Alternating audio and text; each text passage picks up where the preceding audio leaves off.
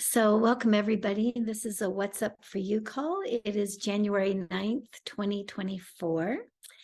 And before we get started with the conversation today or the questions, I just want to put out a couple reminders and a thank you. Thank you for those of you who have been sending donations. I really appreciate that. That's really sweet of you. And also, I just wanted to remind everybody that we do have a integration series call that will be starting on the 11th. That integration call is going to be held at 3 p.m. Pacific time. So hopefully to allow some of the people that work and or in other parts of the world, typically Australia, because they've been asking for it. So anyway, so 3 p.m. Starting on the 11th, and you can find that on the website. And of course, the New World Portal is growing and is also taking, kind of a new direction right now too, as of just the call that we did on Monday. So really stepping into that new world energy as we move forward into 2024. So hopefully we'll see you guys in one of those. That would be great. So let me check in real quick just to see if there's anything to start with today, and then Sharon will get you for questions. All right, let's just see. Yeah, so again, what I'm hearing is we're going to drop it, drop it, drop it.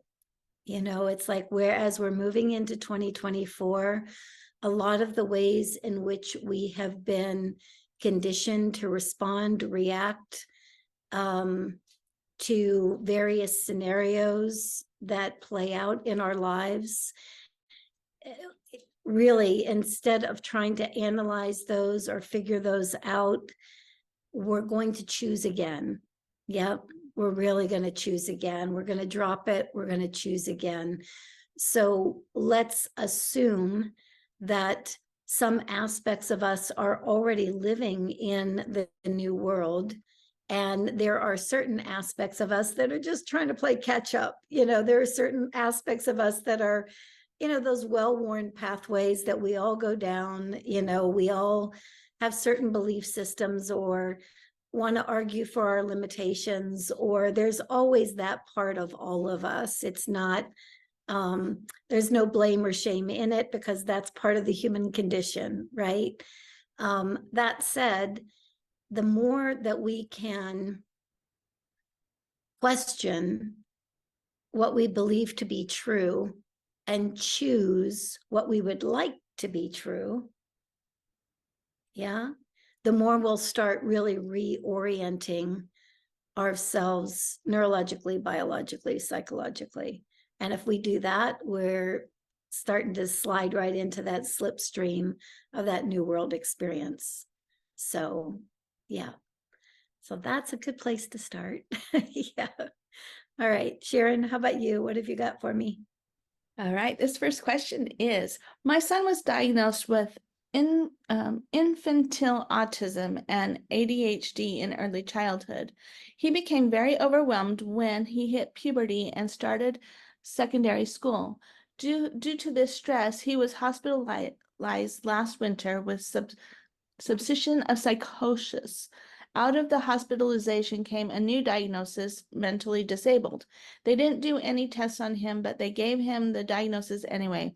I know my son and he is very intelligent. He just struggled to communicate and to be understood. He's always been far ahead in mental arithmetic, and he is brilliant in so many ways. I don't understand how autistics are given the diagnosis mentally disabled when they seem to have a brilliant mind. What are your thoughts? And thank you.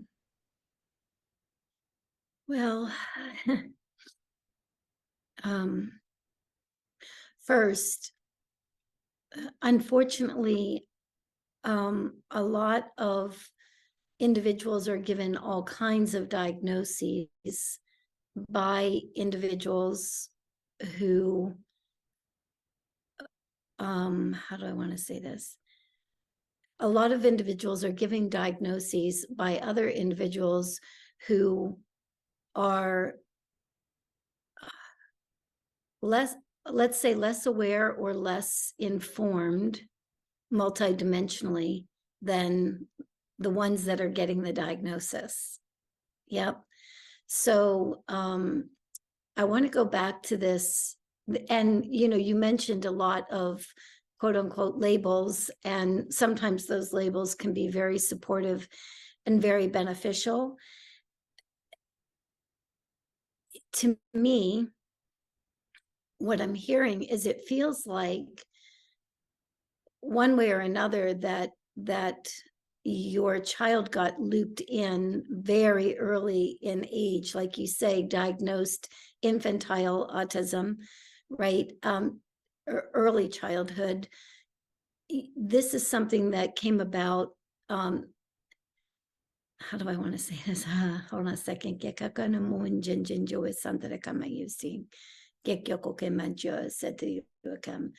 I'm just going to tell you what I'm seeing. So you have this soul that comes in, and this soul is very, very unique, very holding a variety of different information fields, you might say. These different information fields made it very challenging from a very early age for him to, kind of fully land in his body. And so he starts getting these diagnoses, and I understand why, we would want to understand what was going on for him. And so he starts getting all of these diagnoses, and these diagnoses start to wind into his multidimensional fields. And so he's got this brilliance. Yes, absolutely. There's no doubt about that. And that brilliance is not just from here. I'll tell you that right now. Your child has information and brilliance and awareness and capacity from all kinds of different places and spaces. As he got different diagnoses, and we won't, we're not blaming and shaming anybody, because everybody's trying to do the best job they are for him. But as he got those diagnoses, he got wound into that reality. He got wound into that system, and it doesn't serve him. So one of the things that we want to all together, let's set the intention that we are releasing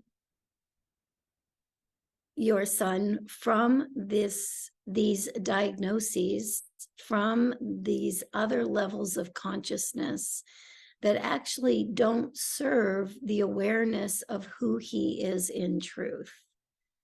Yeah. He's and I'll say this too, he would really benefit from having somebody see him. I mean, not just kind of see him, but really see him, kind of as we're doing right here, right now. Yeah. So we're just releasing all of those diagnoses that looped him into a system that is, I don't know how else to say it other than not as evolved as he is. Yeah. And as we release him from that field, and he begins to, hopefully he'll at least begin to start to settle in to himself, so that he's not only showing you that brilliance, but he's also showing it to himself. Yeah. Reminding himself of what he came here in as, through. Yeah. Lots and lots of information here that he holds. So yeah, I hope that's helpful. All right, back to the grandson who is hearing voices in his head, and they are telling him that he is stupid, not liked, he does not belong, and everyone hates him. So, any insights on that? Yeah. Okay. How old is he? 8. 8. Yeah. Okay.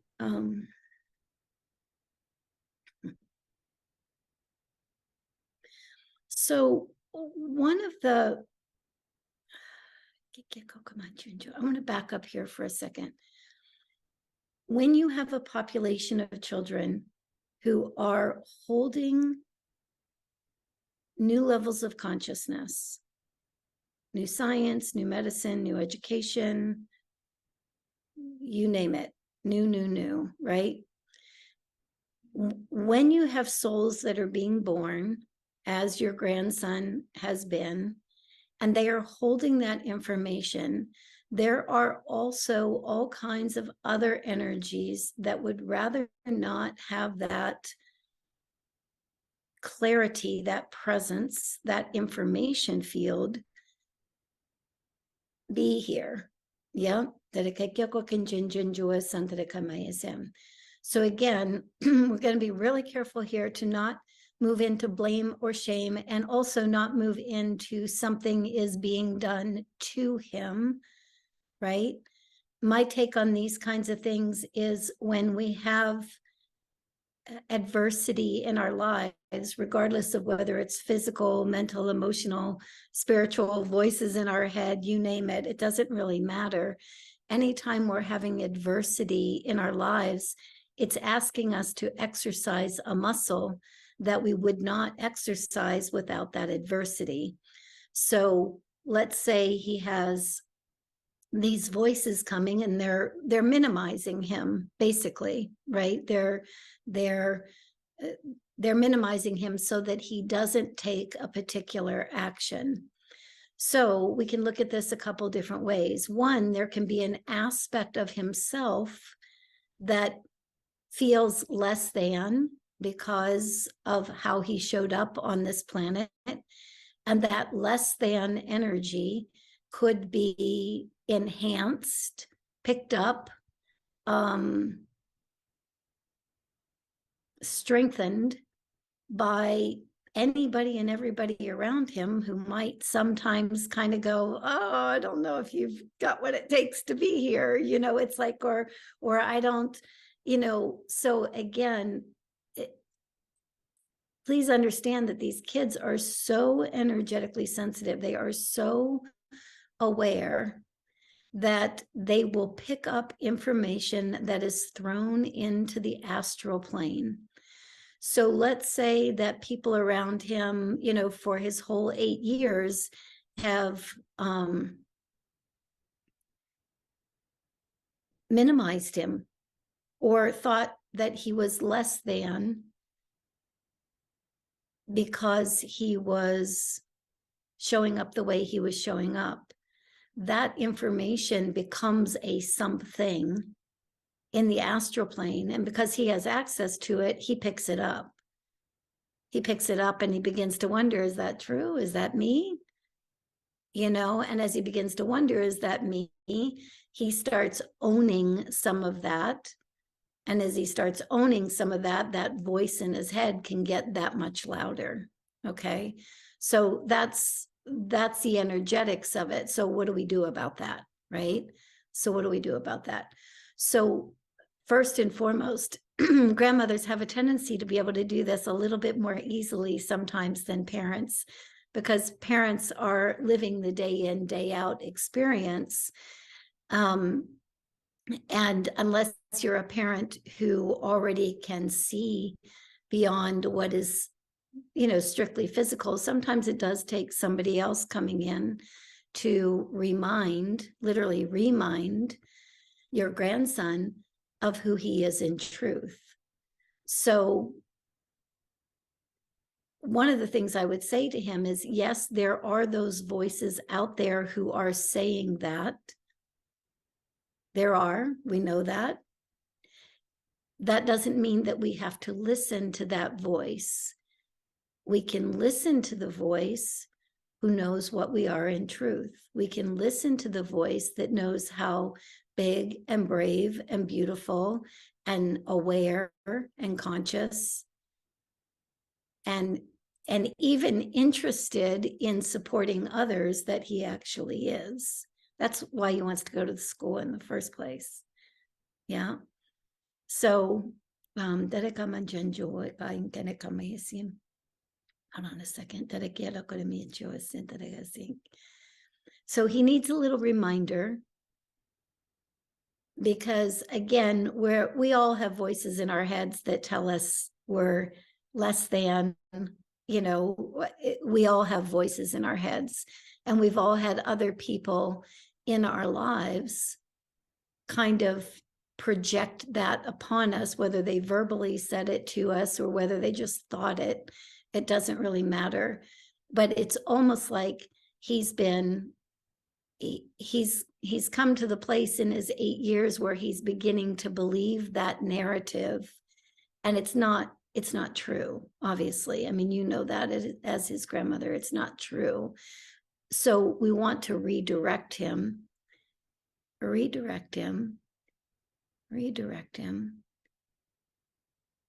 Yeah.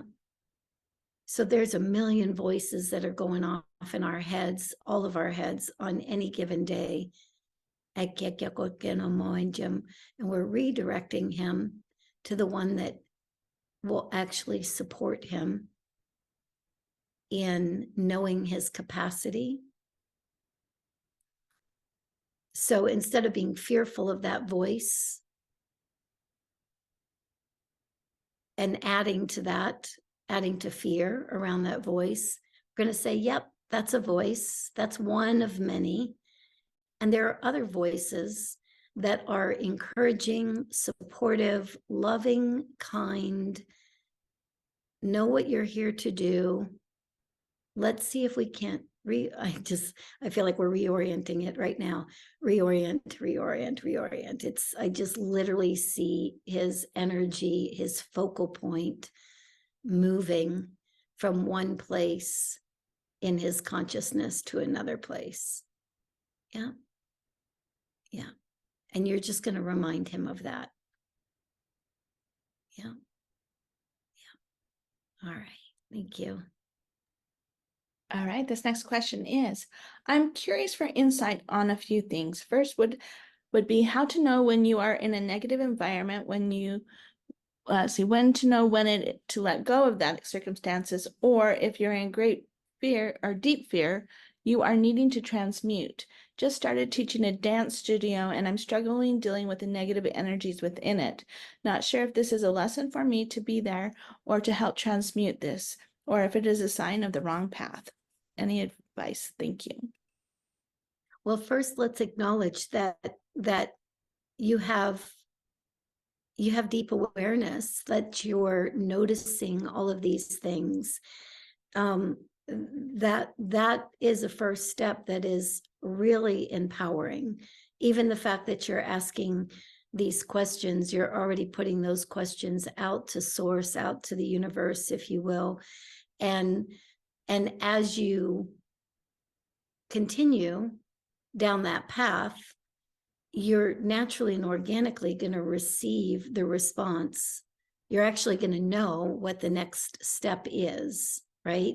Because you've asked the questions. Anytime we ask a question like that, we are already, the information is already feeding back to us. And so sometimes we ask a question like that, and the next day you go to the dance studio and it's more challenging than it's ever been before, right?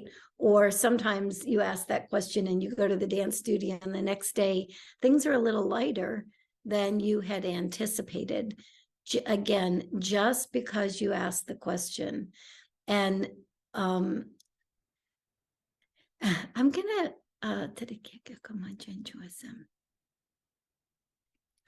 I think it's so important too that we have a way of knowing these things for ourselves instead of having this information come from another source, me or anybody else for that matter. So one of the things I'm just seeing to share with you is to literally write down that question, not just ask it in your head, but physically, like write it down on a piece of paper. And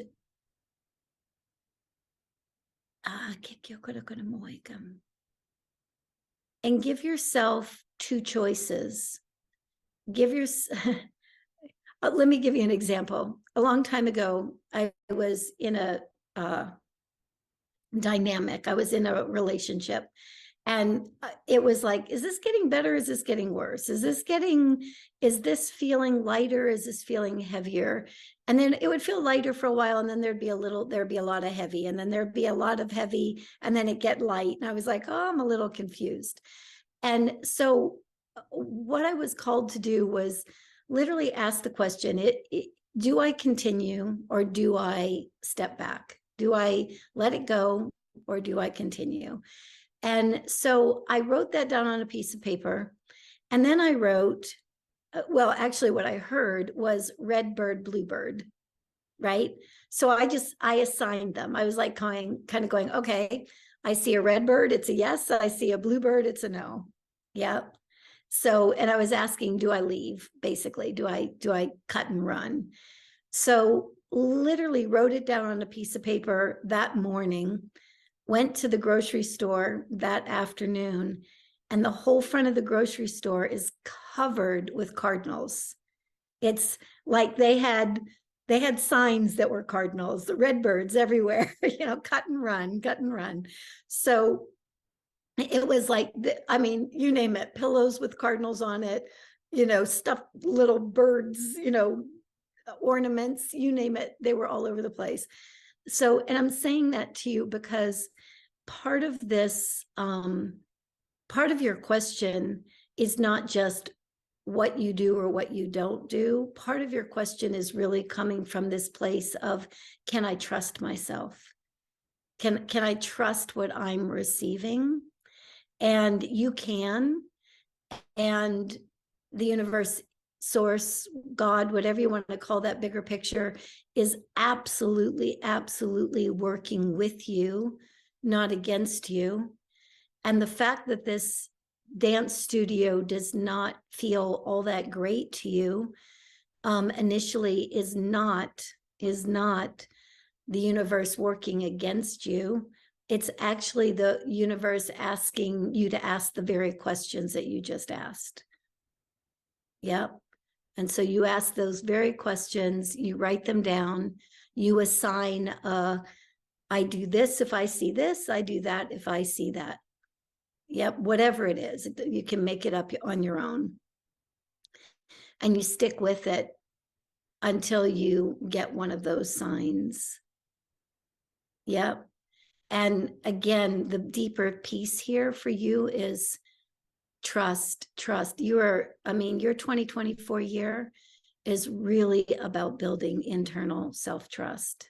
That's so yeah. So let's keep it simple. And definitely, if you ask that question and you assign a yes and a no, then please, please, please act on what you get. Sometimes that's the trickier part. Yeah. So, all right. I hope that's helpful. Okay, this question is, I'm feeling very discouraged when it comes to living my life in a way that calls to me and speaks to my heart. I am in a job I physically can't show up for anymore, with no other known to me options that would cover my bills, let alone allow me to live comfortably, even in the modest way. Can you please share some ideas of what presents to you? I'm feeling very low, and the lowest I've been in 20 years.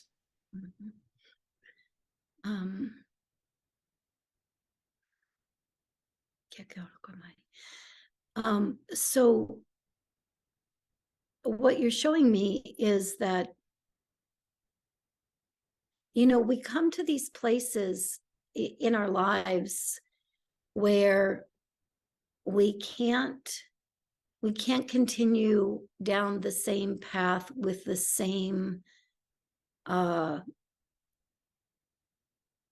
belief systems. Yep. And 2024 is really a pretty pretty powerful year for shifting our realities. And my guess is that, you know, this pressure, you might say, has really started to build up in your field so that you will, we started the conversation with this, so that you will drop a belief system that you might have held for a really long time, but one that no longer supports you. And my curiosity here is, I think that that belief system, and correct me if I'm off here, but I think that that belief system has something to do with not being supported. You probably had that, you know, almost really early on, where you got an imprint of that you weren't supported here, or that you could not make choices for yourself here. And so that pattern, that particular pattern, is the pattern that is attempting to unwind. So instead of, for right now anyway, instead of paying attention to, you know, leaving the job, not leaving the job, I would pay attention to the aspects of you that might not feel supported, and support them. You know, it's like, I like questions like, how old is the one who doesn't feel supported? You know, how old is the child within me that doesn't feel supported? And it might be she's 5, she's 6, she's however old, she's brand new, you know, to the world. And instead of, and we're going to go back to her, we're going to go to her, we're going to energetically hold her, love her, support her, let her know how valued she is, let her know that she's allowed to make choices for herself. She's allowed, she's, I keep hearing worthy, worthy, worthy. It's like she's worthy of the choices that she would like to make for herself. And we can also add that there's not a person on this planet that's not worthy of living a life they love. Yeah. So it's not even just about this little girl inside of you. It's we could also say that there's not a human being on this planet that's not worthy of living a life they love. They may not understand how to, or they may not believe that they're allowed to. Yep. So I'll tell you, this is a really good, a little bit of breath work here, a little bit of, okay, I'm feeling unsupported, unloved, unnurtured, you know, whatever those are, and feeling, you can feel it in your body right now, feeling that in your body, feeling that in your heart, feeling that in the little one inside of you that might have gotten that impression from the very beginning, you know. And we're right there with her, and we're breathing. We're just inhale, exhale, just keep the breath going, until that energy begins to melt a little bit, because the pattern is what's actually creating the experience. And so we can try to change the experience, but usually they come back unless the pattern has been addressed. So we're going to go and address the pattern. And we can do that very simply. Inhale, exhale, inhale, exhale. We're going to feel that discomfort and move through it through the breath until we feel it dissipate. And then we're going to go about our business until it shows up again. And then we'll ask the same kinds of questions. But what you're doing is you're literally breaking down that belief system, because quite frankly, your 2024 is all about potentials and possibilities. And this is kind of like the brick wall that you're dismantling so that you can, you feel like you're not hitting a brick wall, but you're stepping through it into 2024 and beyond. Yeah, there's a lot there for you. There's a lot there for you. So breathe. Yeah, breathe. Yeah. All right. All right, this question is, my son is non-speaking autistic and we did restrictive diets like gluten and dairy-free for many years to help his gut. At home, he has been having wholesome home-cooked foods all these years and he enjoys and appreciates it, but he is very hurt and emotionally about the restrictions he has had over the years, especially in social settings and school. We started to relax and been reassuring about he will get the food he likes, but he still seems to have unresolved hurt from his past experiences. How should we help him?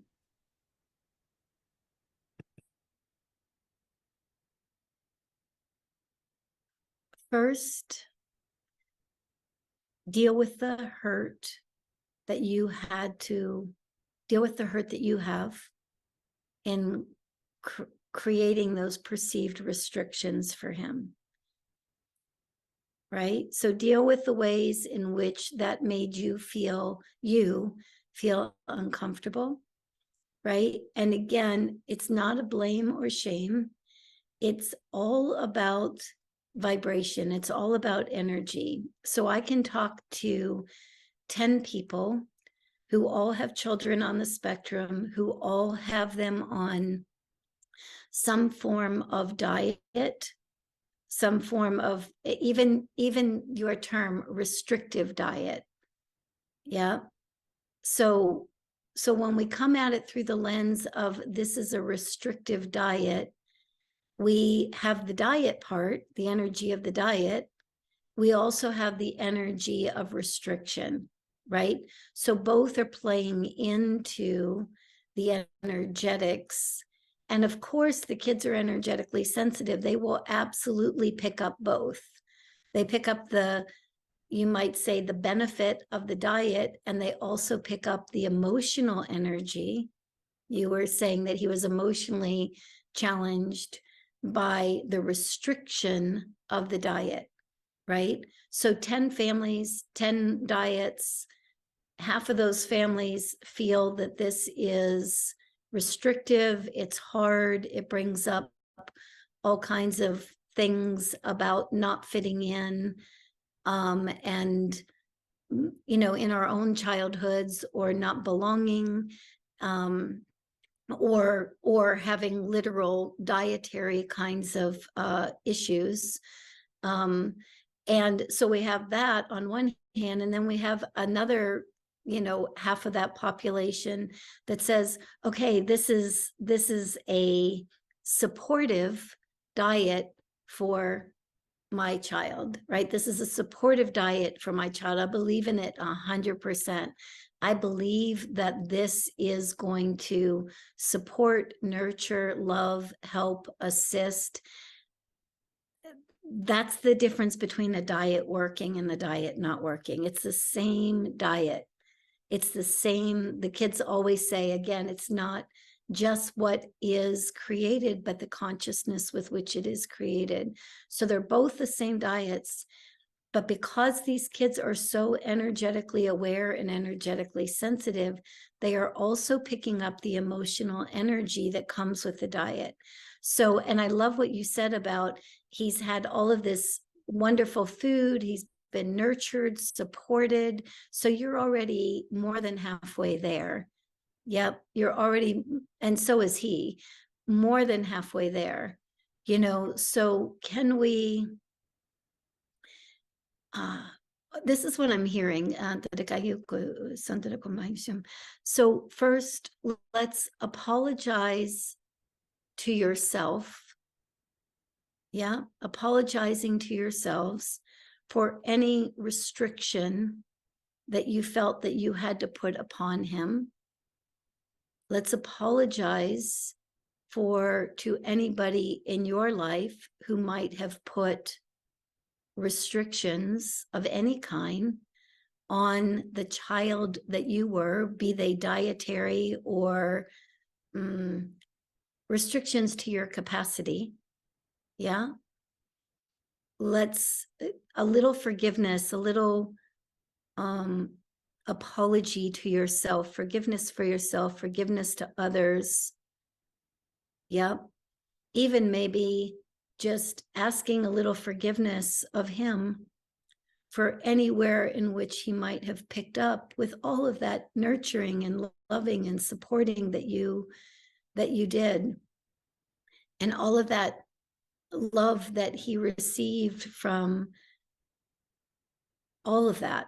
I mean, that these diets aren't easy, I mean, so there was a lot that went into that. And the only one piece that you're forgiving yourself for, not even apologizing, because you were doing it from love. The part that you're forgiving yourself for is anywhere in which restriction, the energy of restriction, leaked into that diet. Yeah, you just, can use is it Ho'oponopono? I can never say that word. I love you. I'm sorry. Please forgive me. Thank you. Yep. Around restriction. How were you restricted? How did that energy move into restriction or the belief in restriction? And can we, have some forgiveness? Yeah, you did an amazing job. And that one little energy just kind of slipped through.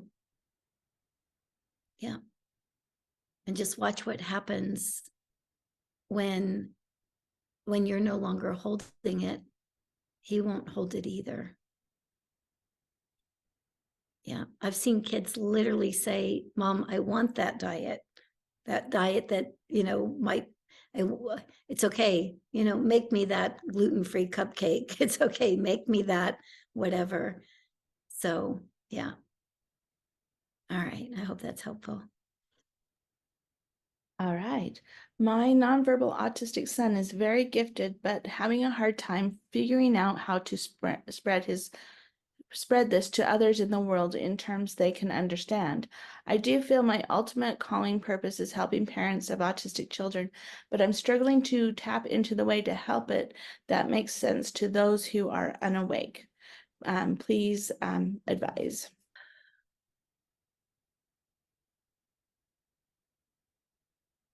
So it definitely looks like you and your child have a contract of some sort that is mutually supportive, right? It's mutually supportive.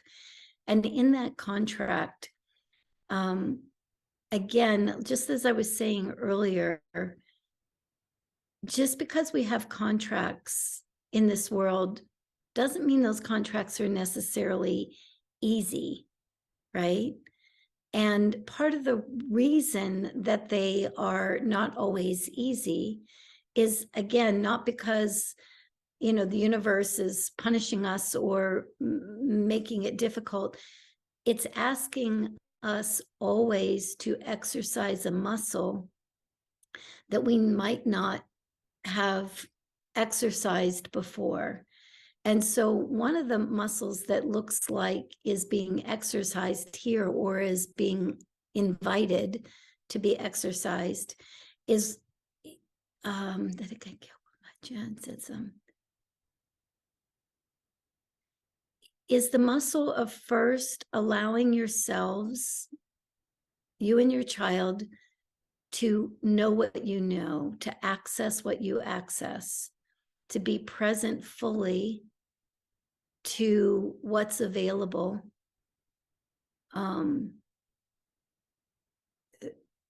Through your child.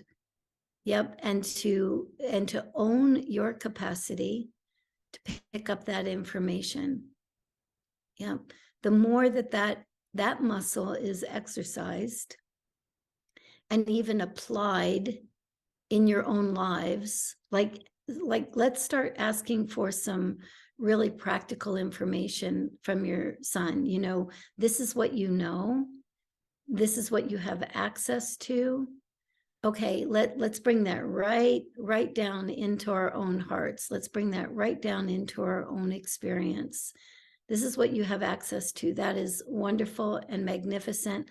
And let's really feel that awareness in our bodies. Let's get it in the bone, so to speak. Yeah. The more you utilize the information, and there's a lot coming through your son, and you ask to feel that, to embody that, to get it in the bone, you're not going to have to worry about whether somebody out there somewhere is able to get it or not. You'll naturally and organically attract to you the people who can get it. Yep, just like we're doing right here, right now.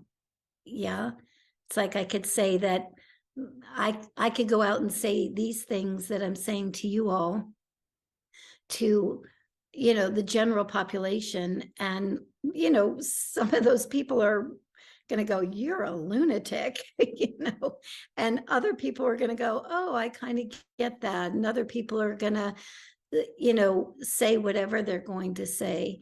So what I keep hearing for you guys is like, get it in the bone, really feel the truth of what he is saying in your bones, in the physicality. Yep. And as you do that, then it's going to become easier and easier for you both to have the voice in the world that you have a contract to have. Yeah. And I think part of it is, we can throw things out there. And quite frankly, when I first started with this, I did that too. I would throw things out and then just be battered, by what came back. And that was good too, because it really fed an old belief system that I had around, being battered for what access I had. So, but that doesn't really serve, as we move forward. So, so feel into it, feel what he's saying, ask to get it in the bone, and ask to start drawing to you those individuals who can hear your message, because those individuals, just like you showing up here, you're actually helping to build the message. Yep, those people that come to you actually help to build the message, create a much bigger platform for you to be heard and for him to be heard as well. Yep. So right now there's an energy of kind of separation. There's those people out there who aren't going to get it. How do I deliver it to them in a way that they can get it? They're not there yet, right? So that there's that way where you'll pretty much get battered. And then there's the other way of really embodying what your child has to share, feeling that in the body, asking to bring to you those people who can hear that, and acknowledging that those people who can come to you and can hear that are actually helping to create a foundation for the message that you will spread even further. So from that vantage point, there's nothing but gratitude for those people that show up. Yeah. Yeah. All right. I hope that's helpful. All right. This year's energy seems so strong, very fast, and I feel also very loaded with energy. The flip side is I feel a bit out of control. I try not to judge and breathe, but sometimes it feels like being a visitor of myself, feeling a bit outside. Is there a better way to get rid of the old?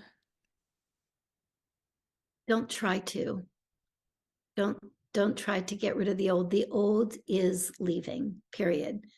I would say that to every single one of us, myself included. The there are energetic forces at play right now that are much bigger than any one of us might be, and therefore the old is leaving. And one of the things that we very often do and have been conditioned to do is to be, when we get uncomfortable with what's leaving, we kind of turn around and we look to it, we look at it, we try to analyze it, we try to figure it out. How do we get it gone easier? How do we make it? Yep. And so, so choose, just let's use that discomfort as an opportunity to choose the new world, because you, just like many of us, all of us, are somewhere in between the old and the new right now. It's literally just where humanity is to one degree or another. And so that's just it. That's just the way it is. And every single time we use that awareness, that discomfort, to say, okay, yep, that's that old discomfort. I choose the new world reality. I choose my highest timeline. Yeah. I choose a reality that reflects back to me the biggest version of who I am. And we choose it over and over and over again. And as we choose it, we align with it. So we're not trying to get rid of anything anymore, because every time we do, we just hook right back into the old. We simply use that information as an opportunity to choose the new. And so then we hook into that. Yeah. Yeah. And it is disorienting. It is, I mean, if honestly, I would say right now, if we're not in a little bit of confusion right now, I'd be worried, because when you're living between worlds like this, it can be very uncomfortable. And one thing that human beings love above everything else is to think that they know, think they know where they're going, know what's happening, know what's next. And whoo, it's like, I can tell you in my own life right now, it's like from moment to moment, it's, okay, this is solid. Nope, no, it's not. Look over here. Okay, here's something. Okay, now it got solid again. Nope, no, it's not. And what you're going to find, I think, over time, all of us, is that, the only constant is change. And the only reference point for navigating that change lies deep within each and every one of us. We're the ones that are going to navigate that change. We're not going to be plummeted by it. Yeah. Yeah. Yeah. There we go. And the moment that we kind of reorient to that awareness, that truth, whatever you want to call that, then things start smoothing out. Yeah. Yeah. The path kind of lays out in front of you instead of you creating the path. All right. I hope that's helpful. All right. All right. Maybe the last question we'll see. I'm wondering if the Miami interdimensional experience at the Miami Mall is the beginning of disclosure process on our planet. I don't know anything about that, but let me look at it.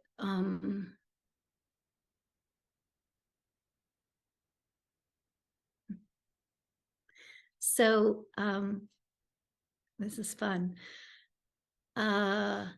Yes, and as each one of us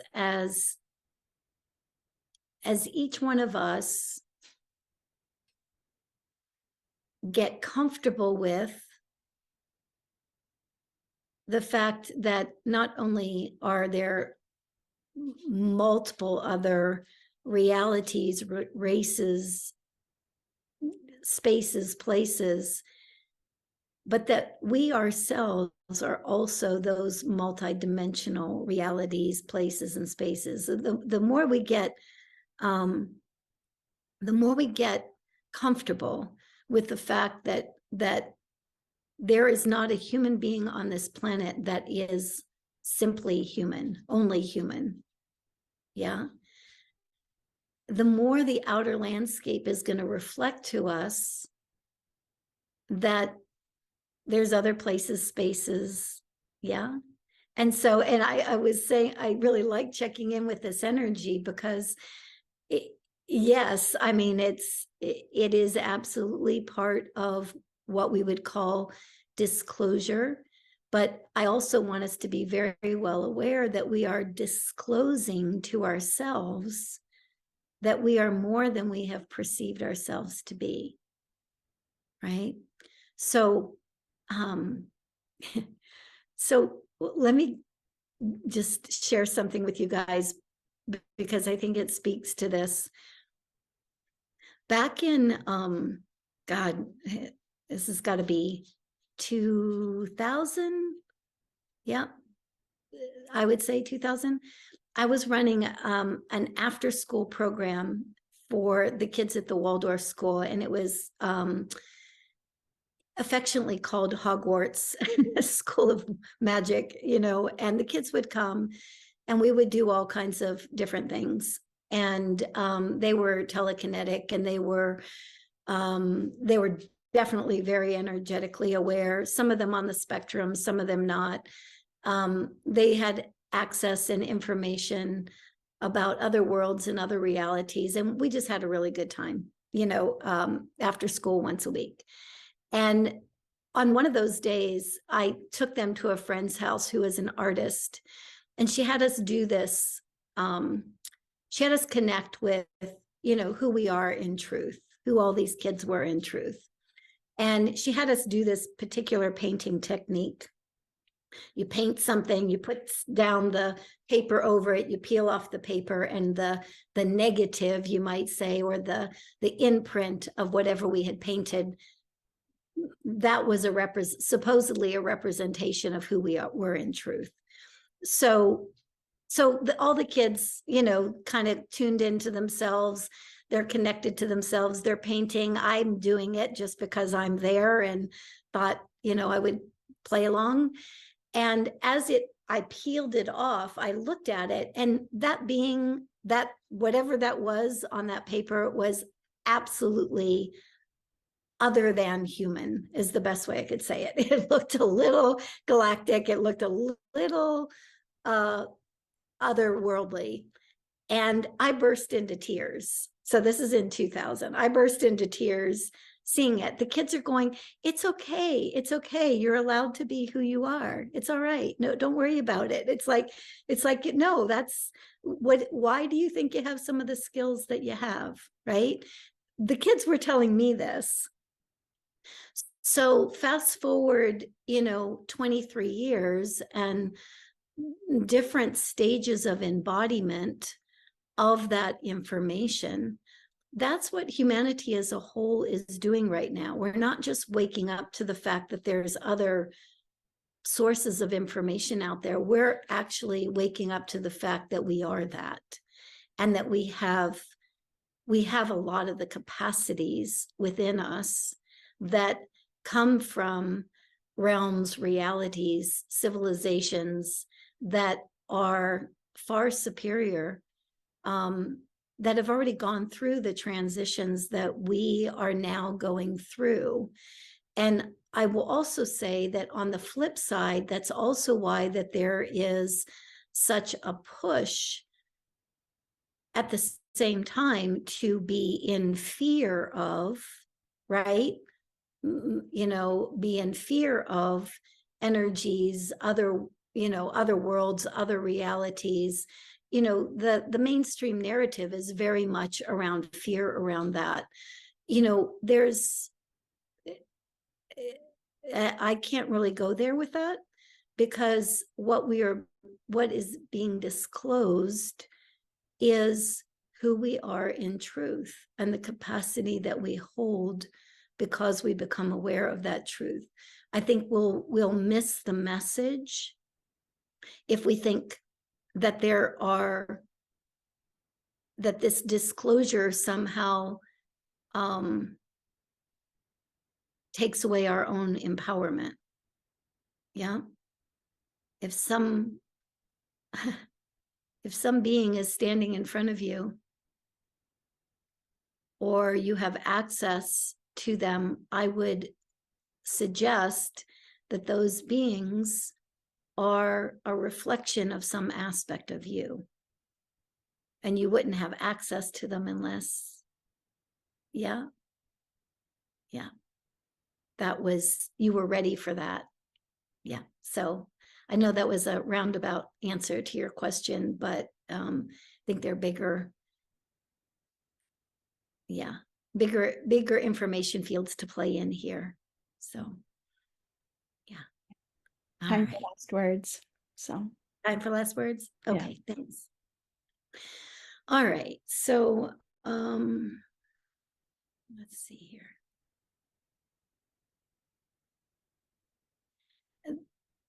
The very first, maybe last word, but the word I heard was honor.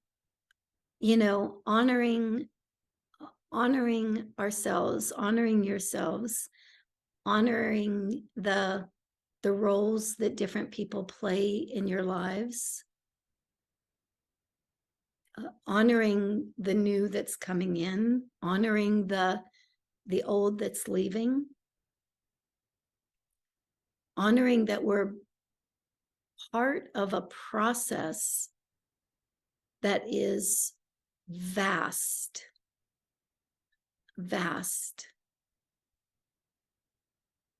Yeah.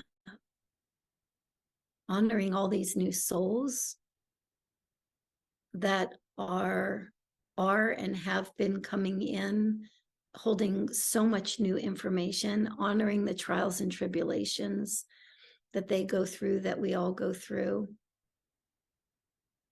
honoring that sometimes it's a real pain in the rear to have to exercise a muscle that you didn't even know you had. Yeah. So as we can just sit in that as we move into and through 2024, hopefully that word will come back frequently. Yeah, what can be honored in any given scenario, situation? What can be valued?